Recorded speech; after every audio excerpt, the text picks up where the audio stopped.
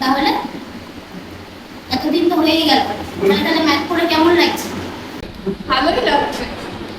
ভালো লাগছে, কিন্তু ভালো লাগার কারণটা কি? ভালো তো লাগারই কথা।